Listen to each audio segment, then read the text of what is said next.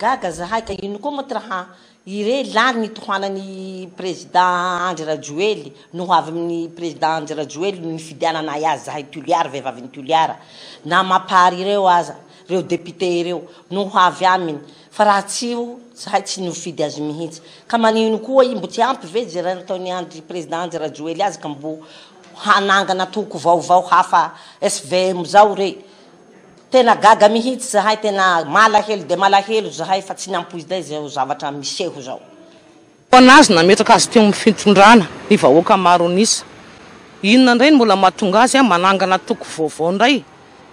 rehefa vita zavatra nataony vahoaka io nametrahana azy teo amin'ny fitondrana inona ndray mbola nahatonga azy nametraka toko vaovao toko politika vaovao tsy nahafapo azy ve ny fanohanana ny vahoaka nandany azy nametraka azy teo amin'ny fitondrana toba misy na ny olona manakaikikaiky mifandraindray tendro amin'ny président teteza mita raha dia ilika daholo nefa reo olon'ireo nge nandany anao tsy mety mihitsy angamba tokony nananganana niny SVM satria tokony tao mapara ny poiran'le SVM voalohany indrindra dia tsy tokony mbola nananganana izy raha ny tena izy fa tokony maniera tany amin'ny filoha Andry Rajoely de zahay aloha dia tsy manaiky amin'ny zavatsy sady mampalahelo anay vahoaka le zavatra nataony zareo gaga dia gaga zahay indrindra moa fa nany député zay narahinay ara noho ny fisian'ny président Andry Rajoely nange nahatonga anay nifidy any député nay ireo ko gaga dia gaga zahay amin'izao fotoana izao arankehitriny misy fiovanjavatra ohatran'izao tsy miaraka ary tsisy intsony ny feo hoe mikasika ny président Andry Rajoely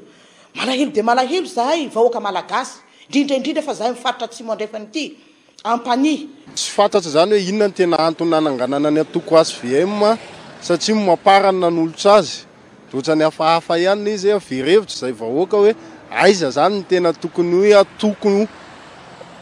an'ny filoha mapara ve izy sa SVM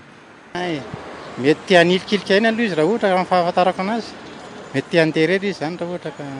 zany konazy aloha fitiavan-tena ny any président ankehitriny ary ny mpiara-manoatra ny président ankehitriny koa hitanao olona tsy manana hazo damosina